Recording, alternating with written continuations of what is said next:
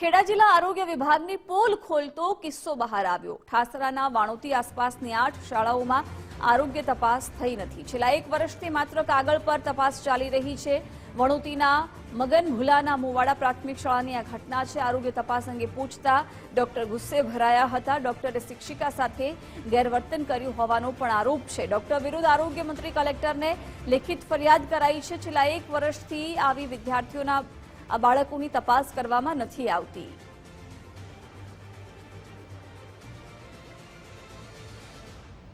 અમારી શાળામાં શાળા આરોગ્ય તપાસની તમામ બાળકોની બાકી હતી। જે સંદર્ભે અમારા શાળાના મદદની શિક્ષિકાબેન જ્યોતિબેને સવાલ કર્યો હતો કે ભાઈ તપાસણી ક્યારે કરવાની છે। તો સામેથી જવાબ મળ્યો કે થઈ ગઈ છે।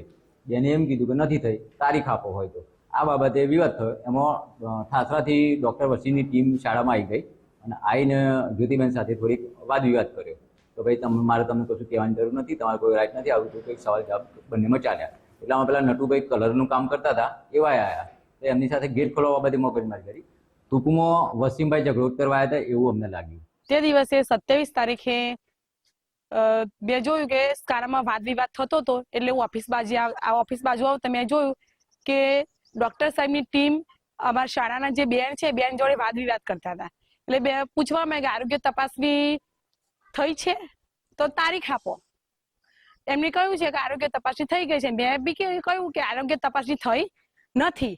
તો મારી જોડે બી વાદ વિવાદ કરવા લાગ્યા કે બેન સુરત વાળા બેન હતા એ વખતે શાળામાં આરોગ્ય તપાસની કરી છે। મેં કીધું કે શાળામાં સુરત વાળા બેન કોઈ નોકરી કરે છે જ નહીં।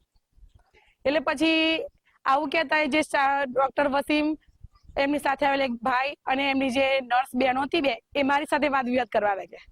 મંદિર તરફ જે ચાલે છે ટ્રસ્ટ એમાંથી ચિરાગભાઈ અને જયશ્રીબેન આવેલા શાળામાં। મેં પૂછ્યું કે આરોગ્ય તપાસણી ક્યારે કરવાની છે તો તેમને એમ કીધું, કઈ જવાબ ના આપ્યો। ઉપરથી ગભરાઈ ગયા એમ એવું લાગ્યું અને મેં કીધું કરી હોય તો મને તારીખ આપો એમ।